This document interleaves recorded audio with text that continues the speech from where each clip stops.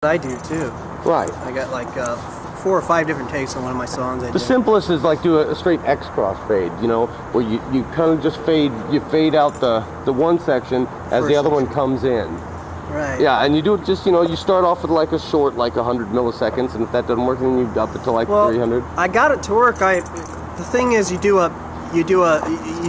whatever on the clipboard. So you take a section, put it on the clipboard, the second section that you want to connect to the first section. Right. And then instead of doing a regular pace, you do crossfade. Right. Hi. Hey, Christina, how you doing, hon? Darcy, no. And what it does, you place the cursor exactly where you want the other track to line up, and then it gives you the options of reverse crossfade, normal crossfade. I didn't understand that, and you can adjust. I don't know the adjustments. And I read the help. I couldn't. What software was this? This was in SoundForge. SoundForge, right? Yeah. Which is a great program. But I got it to merge. I mean, you couldn't hear a click. It was perfect. Right. Perfect. But when I got into the second section, it sounded fine, and then all of a sudden you hear the first section start coming up. Well, something happened. And it's... Yeah, something happened. Yeah, I don't know what's going on. I'm not an expert on crossfading, but I mean, But that's what they do. I mean, I didn't know that. Oh yeah, crossfade. That's how it hides. That's how you hide things. Well, that's the only thing. Just the little pops, and I've been pretty good at it. But it's all been trial and error. I got to go back, you know. Yep. Perfect. Yep. But when I got into the second section, you want me to read? Where did we leave off? I read last, I think. The first section started coming up. Well, something happened. And it's... Yeah, something happened. Let me finish the cigarette. I'm ready to read. I'll read this section. I'll start. That's what they do. I mean, I didn't know that. Starting at... That's how it hides. That's how you hide things. Start at chapter 3, bottom of page 15. Let me see if I can get up. Yep, that's good. Where did we leave off? I read last, I think. Yeah, just mark part 1B, whatever that means. Let me finish the cigarette. I'm ready to read. I'll read this. I'll start. Oh, Jesus. All right, chapter 3. Yeah, the last word says part 1, part... Start at chapter 3, bottom of page 15. We'll do real long section. Okay, I went to sit in the bus station and think this over. I ate another apple pie and ice cream. That's practically all I ate all the way across the country. I knew it was nutritious, and it was delicious, of course. I decided to gamble. I took a bus into downtown Davenport after spending a half an hour watching the waitress in the bus station cafe and rode to the city limits, but this time near the gas stations. Here the big trucks roared. Wham! And inside 2 minutes, one of them cranked to a stop for me. I ran for it with my soul whooping. And what a driver, a great big tough truck driver with popping eyes and a hoarse raspy voice who just slammed and kicked at everything and got his rig underway and paid hardly any attention to me, so I could rest my tired soul a little. For one of the biggest troubles hitchhiking is having to talk to innumerable people, make them feel that they didn't make a mistake picking you up, even entertain them almost. That's cool. All of which is great strain when you're going all the way and don't plan to sleep in hotels. The guy just yelled above the roar, and all I had to do was yell back and we relaxed. And he bawled that thing clear to Iowa City and yelled me the funniest stories about how he got around the law in every town that had an unfair speed limit, saying over and over again, "Damn goddamn cops can't put no flies on my ass." Just as we rolled into Iowa City, he saw another truck coming behind us. And because he had to turn off at Iowa City, he blinked his tail lights at the other guy and slowed down for me to jump out, which I did with my bag. And the other truck, acknowledging this exchange, stopped for me, and once again, in the blink of nothing, I was in another big high cab, all set to go hundreds of miles across the night, and I was happy. Make sure she doesn't run after anybody. Don't throw it that way, please.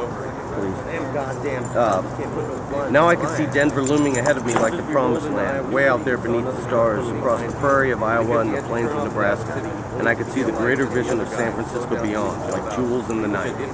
He bawled the jack and told stories for a couple of hours. Then, at a town in Iowa where years later Dean and I were stopped on suspicion in what looked like a stolen Cadillac, he slept a few hours in the seat.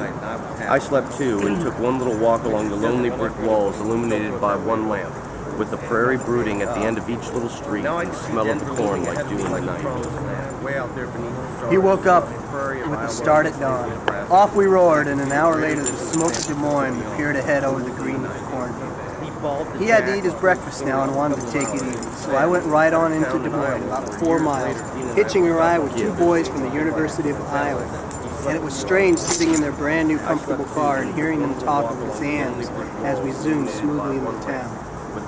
Now I wanted to sleep a whole day, so I went to the Y to get a room.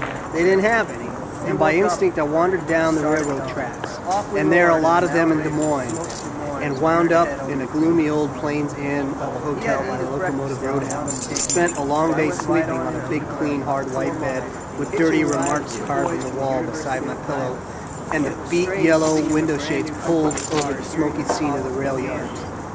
I woke up as the sun was reddening, and that was the one distinct time in my life, the strangest moment of all, when I didn't know who I was.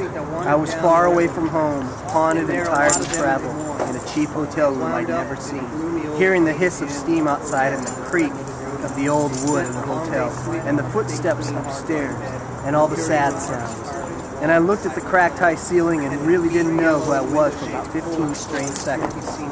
I wasn't scared. I was just somebody else, some stranger. And my whole life was a haunted life, the life of all. I was halfway across America at the dividing line between the east of my youth and the west of my future. And maybe that's why it happened right there, that strange red afternoon. God, the old wood hotel. But I had to get going and stop moaning, so I picked up my bag, said so long to the old hotel keeper sitting by his spittoon, and went to eat. I ate apple pie and ice cream. It was getting better as I got deeper into Iowa. The pie bigger, the ice cream richer. There were the most beautiful bevies of girls everywhere I looked in Des Moines that afternoon. They were coming home from high school. But I had no time now for thoughts like that, and promised myself a ball in Denver. Carl Marx was already in Denver. Dean was there. Chad King and Tim Bray was there. It was their hometown. Mary Lou was there. And there was mention of the mighty gang, including Ray Rollins and his beautiful sister, Babe Rollins. 2 waitresses Dean knew, the Betancourt sisters, and even Roland Major, my old college writing buddy, was there. I looked forward to all of them with joy and anticipation, so I rushed past the pretty girls, and the prettiest girls in the world live in Des Moines. Karl Marx was already in Denver. Chad King and Tim Bray. Okay. It was their hometown. A guy with a kind of tool shack on wheels, a truck full of tools that he drove standing up like a modern milkman, gave me a ride up the long hill, where I immediately got a ride from a farmer and his son heading out for Adele in Iowa.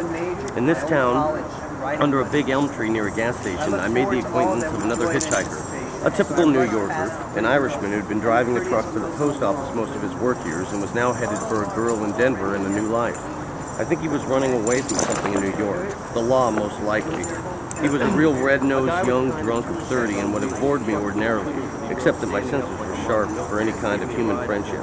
He wore a beat sweater and baggy pants and had nothing with him in the way of a bag, just a toothbrush and handkerchief. He said we ought to hitch together. I should have said no, because he looked pretty awful on the road. But we stuck together and got a ride with a taciturn man to Stewart, Iowa, a town in which we were really stranded. We stood in front of the railroad ticket shack at Stewart, waiting for the westbound traffic till the sun went down. A good 5 hours, dawdling all way at the time. At first telling about ourselves, then he told dirty stories, then we just kicked pebbles and made goofy noises of one kind and another. We got bored.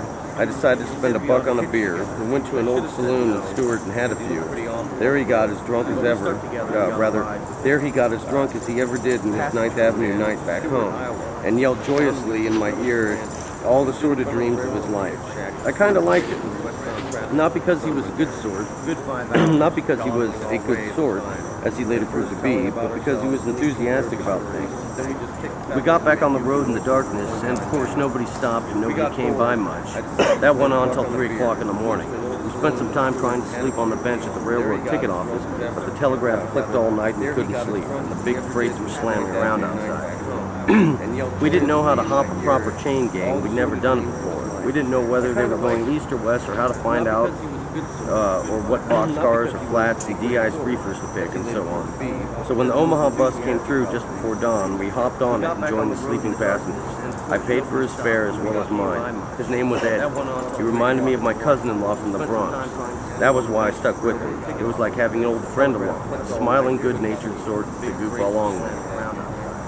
We arrived at Council Bluffs at dawn. I looked out. All winter I'd been reading of the great wagon parties that held council there before hitting the Oregon and Santa Fe trails.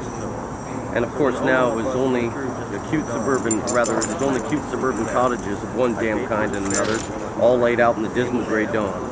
Then Omaha, and by God, the first cowboy I saw walking along the bleak walls of the wholesale meat warehouses in a 10-gallon hat and Texas boots looked like any beat character of the brick wall dawns of the East except for the getup. We got off the bus and walked clear up the hill, the long hill formed over the millenniums by the mighty Missouri, alongside of which Omaha is built, and got out of the country and stuck our thumbs out. We got a brief ride from a wealthy rancher in a 10-gallon hat, who said the Valley of the Platte was as great as the Nile Valley of Egypt. And he said so I saw the great trees, in the distance that snaked with the riverbed and the great verdant fields around it, and almost agreed with him. Then, as we were standing at another crossroads and it was starting to get cloudy, another cowboy, this one 6 feet tall in a modest half-gallon hat, called us over and wanted to know if either one of us could drive. Of course Eddie could drive, and he had a license, and I didn't. The cowboy had 2 cars with him that he was driving back to Montana. His wife was at Grand Island, and he wanted us to drive one of the cars there where she'd take over. At that point, he was going north, and that would be the limit of our ride with him. But it was a good 100 miles into Nebraska, and of course we jumped for it. Eddie drove alone, the cowboy and myself following. And no sooner were we out of town than Eddie started to bawl that jack 90 miles an hour out of sheer exuberance. "Damn me, what's that boy doing?" the cowboy shouted and took off after him. It began to be like a race. For a minute I thought Eddie was trying to get away with the car, and for all I know that's what he meant to do. But the cowboy stuck to him and caught up with him and tooted the horn. Eddie slowed down. The cowboy tooted to stop. "Damn, boy, you're liable to get a flat going that speed. Can't you drive a little slower?" "Well, I'll be damned. Was I really going 90, said Eddie. "I didn't realize it on this smooth road. Just take it a little easy and we'll all get to Grand Island in one piece." "Sure thing." Then we resumed our journey. Eddie had calmed down and probably even got sleepy, so we drove 100 miles across Nebraska, following the winding Platte with its verdant fields. During the Depression, said the cowboy to me, I used to hop freights at least once a month. In those days, you'd see hundreds of men riding a flat car or in a boxcar. And they weren't just bums, they were all kinds of men out of work and going from one place to another, and some of them just wandering. It was like that all over the West. Brakemen never bothered you in those days. I don't know about today. Nebraska, I ain't got no use for. Why, in the middle 1930s, this place wasn't nothing but a big dust cloud as far as the eye could see. You couldn't breathe. The ground was black. I was here in those days.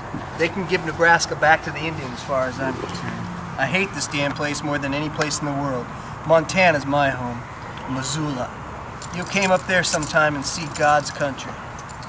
Later in the afternoon, I slept when he got tired.